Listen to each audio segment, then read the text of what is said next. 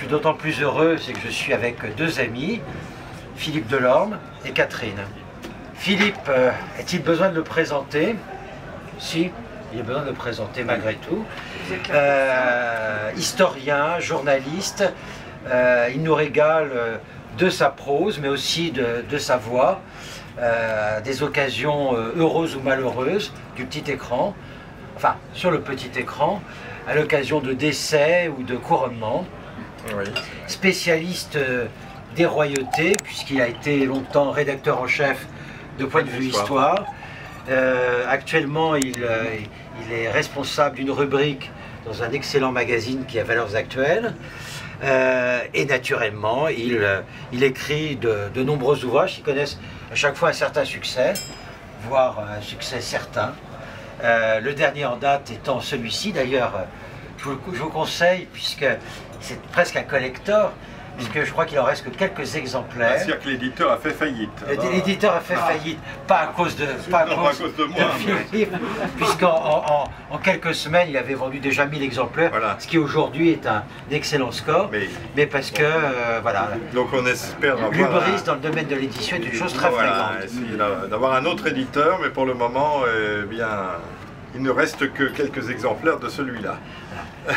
Donc Philippe va nous présenter ce soir ce livre et puis peut-être aussi un peu de tous ses projets, tout ce qu'il fait actuellement. Oui, après on peut poser des... Enfin, je pense que ça pourrait être sous forme de questions, ça sera plus simple. Quelques indiscrétions sur les têtes couronnées. Ah bah ça il faudra me demander, mais je suis très très discret généralement. Très bien.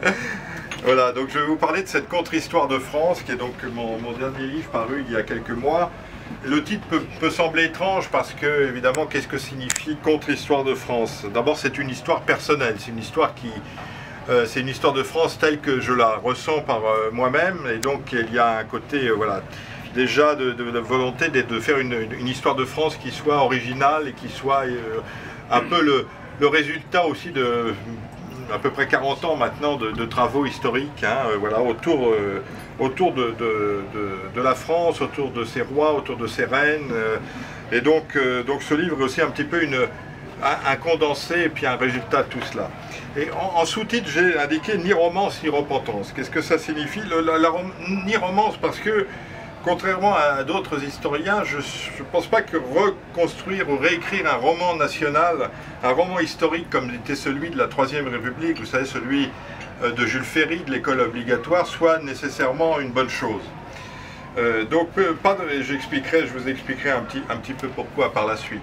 Et ni repentance parce que je pense qu'il n'est pas aussi bon de se battre la coulpe sur la poitrine de nos ancêtres, voilà, comme on le fait très souvent aujourd'hui, voilà, en faisant une histoire qui soit une histoire toujours un peu... Enfin, qui soit négative, qui montre uniquement les défauts, les travers de notre passé, et donc cette espèce d'éternelle repentance, je ne pense pas que ce soit non plus le rôle de l'historien. Le rôle de l'historien, c'est ce que j'essaye de faire, de montrer dans ce livre, c'est d'abord de raconter, d'exposer, d'expliquer les faits tels qu'ils se sont passés. Donc c'est pour ça que je suis assez loin de l'idée d'un roman national, qui est une espèce de roman, de réécriture avec des personnages sublimés. Hein, donc ça, c'est pas non plus... Cette idée d'une histoire propagandiste ne me convient pas non plus. Mais non plus, comme je disais tout à l'heure, non plus une histoire qui serait une histoire de repentance, où on ne souligne que les traits noirs ou soi-disant noirs de l'histoire. À mon sens, l'historien n'est pas un juge, hein, d'abord parce qu'un juge, lorsqu'on juge l'histoire, on le juge avec nos propres préjugés actuels, avec nos fantasmes, avec nos... on condamne avec les normes qui sont nos normes actuelles, et donc on fait un péché, on commet un péché irrémédiable pour l'historien, qui est l'anachronisme, hein, qui est le premier péché de l'historien, c'est-à-dire de projeter sur le passé ses propres valeurs actuelles et de le juger donc avec nos yeux à nous. Comme je disais tout à l'heure, le rôle de l'historien, à mon sens, c'est de dire la vérité.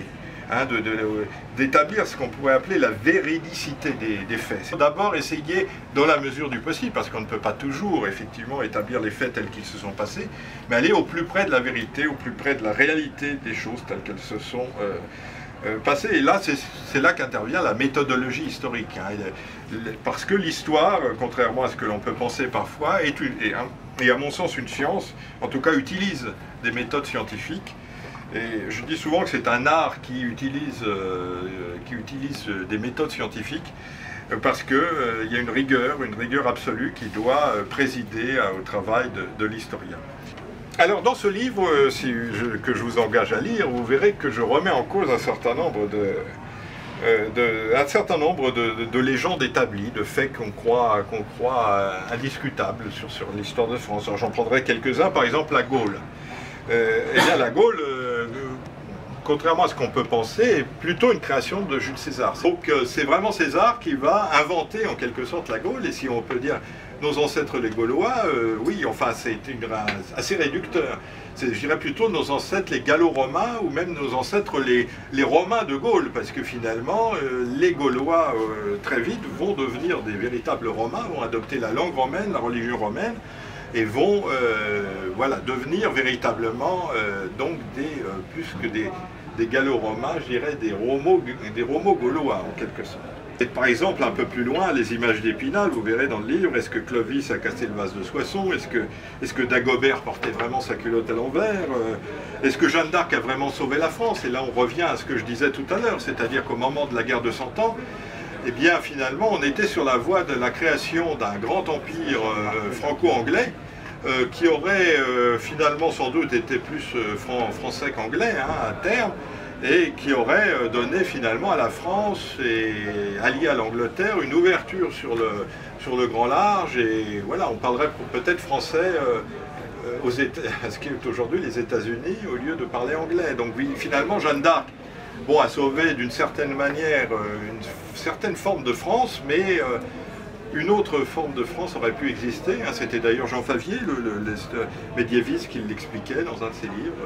Là, on tombe dans ce qu'on appelle l'Uchronie, c'est-à-dire on réécrit l'histoire d'une autre manière, mais c'est vrai qu'après tout, ça aurait pu être une autre solution, une autre France, ou une Anglo-France qui aurait existé. D'ailleurs, petite parenthèse, à la veille, enfin au début de la guerre de 39, en 40, hein, lorsque les Allemands ont commencé à déferler sur la France, eh bien, il y a eu un projet d'union franco-anglaise, hein, où la France serait devenue, et l'Angleterre aurait fait un seul pays, pour justement continuer la guerre de manière... et puis après, même après la guerre, il y a eu un projet à un moment d'union franco-anglaise où la France serait rentrée dans le Commonwealth. Enfin, ce sont des projets qui ne sont pas très connus. Mais vous voyez que finalement, même jusqu'à aujourd'hui, on aurait pu avoir d'autres présents. Alors cette histoire de France, c'est donc 2000 ans finalement, 2000 ans d'une lente maturation et d'une aventure commune où il y a à la fois de la gloire, de l'infamie, de la sainteté, de la violence, parfois chez les mêmes personnages. Et donc ce livre, c'est aussi une étude de la nature humaine, parce qu'à mon sens, il n'y a pas d'histoire que d'histoire humaine. Hein, l'histoire, c'est l'histoire des hommes, et donc à travers ce livre, c'est aussi l'histoire des Français que je veux raconter. On parlait autrefois des 43 qui en 1000 ans ont fait la France. Hein, et je dirais que, bon, ils les ont fait, bien sûr, et on reviendra là-dessus. Mais ils l'ont fait avec les Français, avec les millions de Français qui ont vécu aussi avec eux au fil de ces 1000 ans.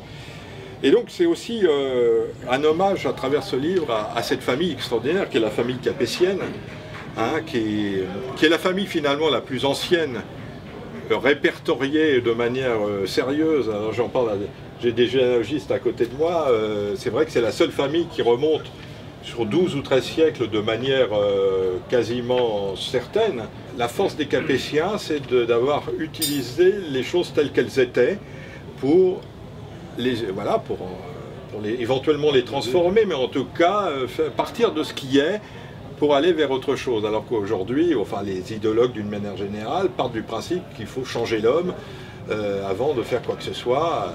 Tandis que les Capétiens, eux, considéraient que les hommes étaient comme ça, étaient comme ils étaient, et on essayait de faire pour le mieux avec. Les femmes aussi. Hein. On est plongé dans une espèce d'idéologie les idéologies ont toujours voulu créer un homme nouveau, hein, bien sûr. On avait l'homo soviéticus à l'époque de l'URSS, mais voilà, on a là un homme, on a actuellement l'idée d'une idéologie qui non seulement veut transformer l'homme, mais même le déshumaniser d'une certaine manière, hein, avec effectivement le fait qu'on puisse choisir indistinctement ce qu'on veut être, qu'on puisse rajouter des pièces avec l'intelligence artificielle ou la robotisation, enfin voilà. Tout ça, effectivement, je referme, c'est aussi un petit peu la même chose. Oui, oui, oui. Cette question, pourquoi faire de l'histoire? On a souvent l'idée, l'histoire à l'école, c'est on apprend des dates. Moi, j'ai jamais appris de dates à l'école. Hein. Enfin, pareil qu'il y a des instituteurs, des professeurs qui font apprendre des listes de dates ou de batailles. Donc, mon avis, c'est pas ça. C'est pas non plus un formatage intellectuel comme je disais tout à l'heure avec le roman historique ou le wokisme, un bourrage de crâne. C'est pas non plus cultiver des antagonismes, hein, comme on le voit aujourd'hui avec une certaine histoire revanche et rancunière qui apparaît. Non, l'histoire, c'est une discipline, à mon sens, qui permet d'exercer son sens critique. Hein. C'est vraiment quelque chose qui permet de jeter sur notre monde actuel et sur les informations qu'on peut recevoir. C'est une méthode, si vous voulez, hein, d'interprétation du monde qui permet de jeter un éclairage et à travers les mécanismes du passé, les appliquant à ce qui se passe aujourd'hui, également la manière de comparer les sources aussi, hein, lorsqu'on a plusieurs sources qui arrivent. Aujourd'hui, on a avec Internet des sources qui arrivent de tous les côtés. Eh bien, l'histoire nous donne cette méthode pour comparer les sources, pour les hiérarchiser, pour vérifier qu'elles sont valables, qu'elles sont fiables. Et donc ça, faire de l'histoire, c'est aussi ça. C'est pas uniquement apprendre le passé, c'est aussi acquérir cette méthode qui permette de mieux appréhender le monde qui nous entoure. J'ai apporté d'autres de mes livres qui sont des livres de poche, qui sont des biographies de reines. Alors il y a Anne d'Autriche, donc la mère de Louis XIV, et puis aussi Isabeau de Bavière, une reine qui a été beaucoup calomniée, qui mérite mieux que sa mauvaise réputation. Là on revient à l'histoire de la guerre de 100 ans de tout à l'heure. Donc, et puis il y a aussi un petit livre un peu plus léger sur je crois sur les princesses de Monaco. Alors depuis le Moyen-Âge jusqu'à aujourd'hui, toute une galerie de princesses un peu haute en couleur, parce qu'à Monaco les princesses ont toujours été un peu olé olé, même déjà au Moyen-Âge. Voilà, donc il y en a un peu pour tous les goûts, du sérieux, du moins sérieux. Voilà. Merci.